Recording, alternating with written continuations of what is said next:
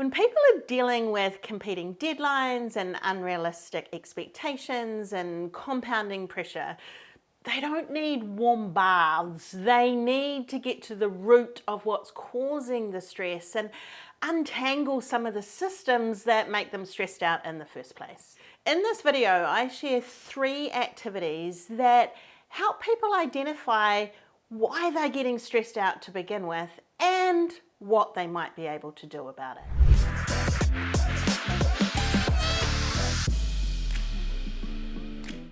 Hi, I'm Kerry Price. I'm the founder of the Facilitators Network, and I use the principles of deliberate generosity to make sure that no meeting or workshop is ever wasted. I've been facilitating for 20 odd years, and in that time I've led thousands of meetings, workshops and community conversations, and now I help other trainers and facilitators do it well too. The problem with most stress management training is that it focuses on how people can manage stress once it occurs. In this video, I'm going to share activities that look at stress management training from a whole other angle. We're looking at how we can prevent stress, how we can notice the warning signs, and what people can do about managing their stress ahead of time. 3 great activities that get people talking about the bit that actually matters. Activity 1, what resilience looks like.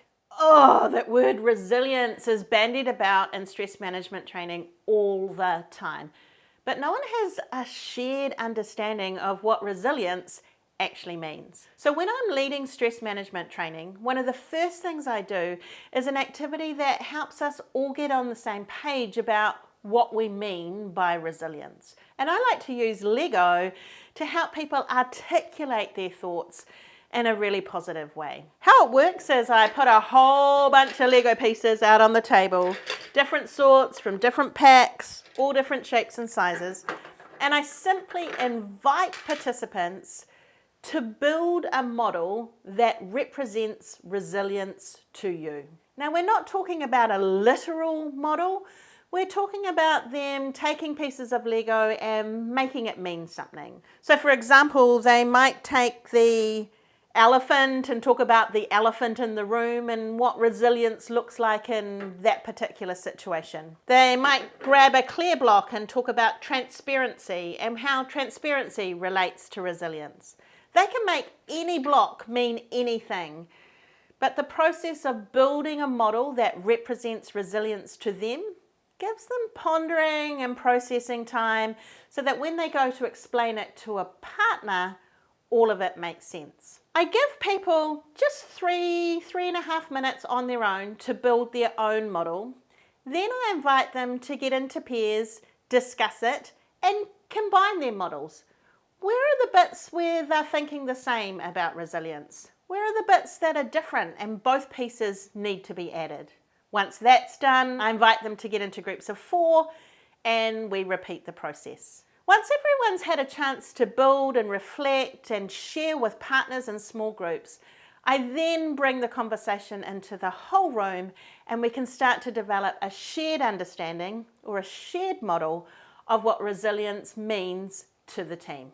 Activity 2, carry this load. I was first introduced to this activity by Michelle Morpeth, who is an outdoor facilitator in New Zealand. She was at a workshop with me around designing interactive activities, and this was an activity that she designed in the workshop itself. She does a lot of work around well-being and wanted an activity to highlight how people never question what's being asked of them and just keep taking on more and more responsibilities.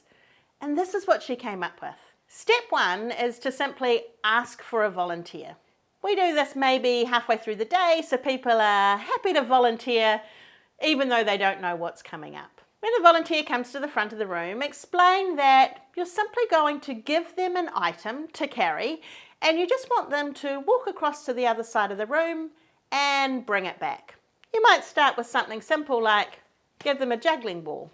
So the volunteer walks across the side of the room, comes back carrying the ball. When they come back to you, then simply pass them something else, maybe a water bottle, and now ask them to repeat the process. Walk to the other side of the room and come back. Then they come back the 3rd time, you might want to give them something a little heavier. Now they're carrying 3 things across the side of the room and coming back. At this point, it's really nice to invite others in the group to take part in the activity too. So invite a volunteer to come and choose something from the table or find something in the room and pass it to the carrying volunteer. They now have 4 things, then a 5th thing and a 6th thing, and eventually they'll be carrying all sorts of random things. Let the activity run for as long as you think is useful and then draw it to a close. What's interesting in that all of the times I've run this activity, never once has the volunteer said, can I put some of this down, or can I just take a break? Never once has a participant who's been loading the volunteer up said, hey, can I take some of those things off you?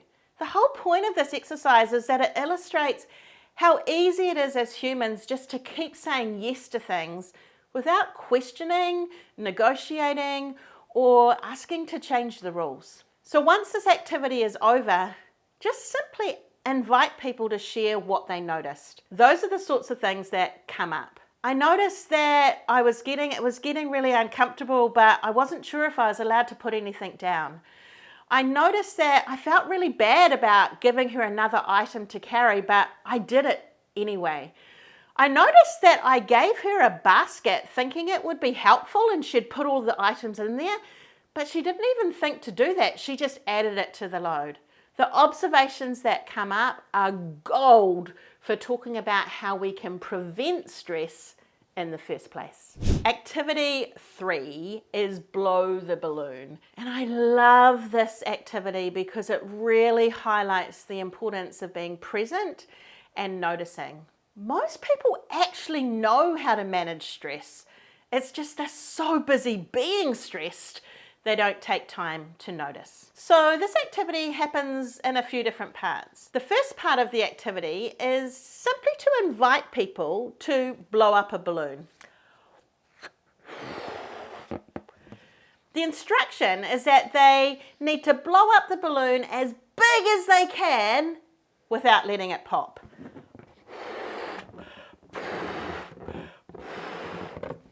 I give people just a couple of minutes to do that, and I'm silently observing what's going on.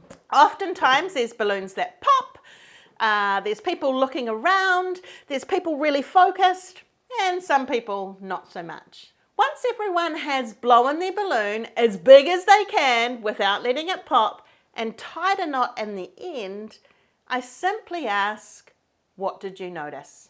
All sorts of things bubble up, and then I start to dig a little bit deeper. I ask who was focused more on blowing the balloon as big as you can versus who was focused more on not letting it pop. I ask people to think about what were the warning signs? When did they know it was time to stop blowing? I asked people to notice the different sizes of the balloons that were around the room. And all of these types of questions draw people's attention to the fact that stress looks different for different people depending on what you're focusing on. So some people who are pushing it right to the edge are running a higher risk of it popping, but are maybe more productive. How do we get the balance between the two? Once we've had a good chat around looking for warning signs, how did we know when to stop blowing, I then invite people to untie the knot on the balloon. And a really interesting thing happens. The tighter you've blown the balloon, the bigger you've blown the balloon, the harder it is to untie and relax. All of the learning in this activity comes simply by asking, what did you notice? And how does that compare to the person next to you?